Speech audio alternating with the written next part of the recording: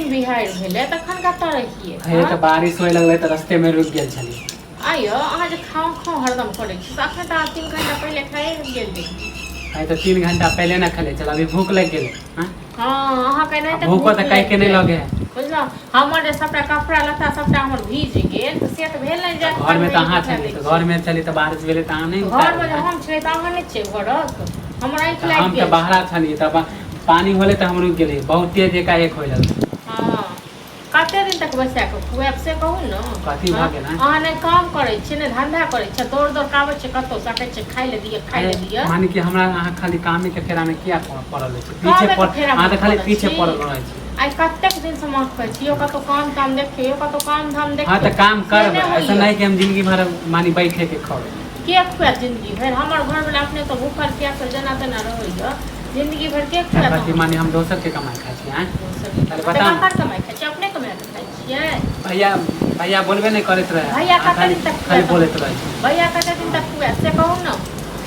हां तो हम ही माने कि बोझ छी ना चल जाबे फेर बिहार ठीक रहल एखन छी कनी की कहै छै आँख लाग गेल छल एकर जे सुनी के एतेक जोर से तोरा बारिश का भेलै सबटा कपड़ा लत्ता सबटा भीज गेल। हां की और के कहै छी न त कतऽ जाइ छै कतऽ आबै छै तकर कोनो ठीक नहीं रहै छै।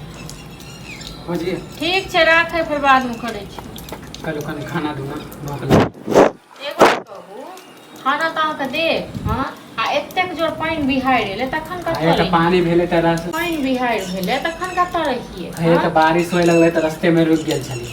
आइयो अहाँ जे खाओ खाओ हरदम करै छी त अखन त 3 घंटा पहिले खाए गेल रही।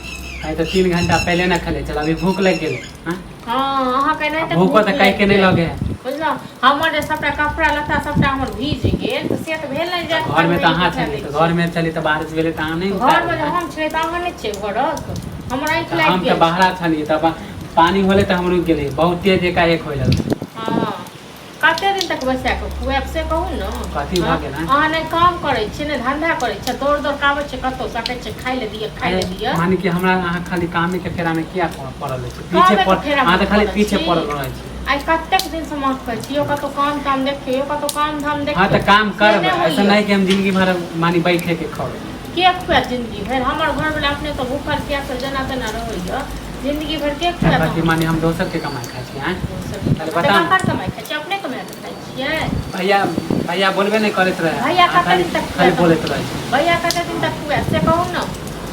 हां तो हम ही माने कि बोझ छी ना चल जाबे फिर बिहार एले जो कनी माल वाला घर सब देखियो पहले। हां तो जाय वहां तब हमरा खाना नहीं दै छै कामे पर खाना नहीं दै छै खाना नहीं छै एखन कहि जाओ कनी माल जाके घर कर दियो गो। हां तो ठीक है।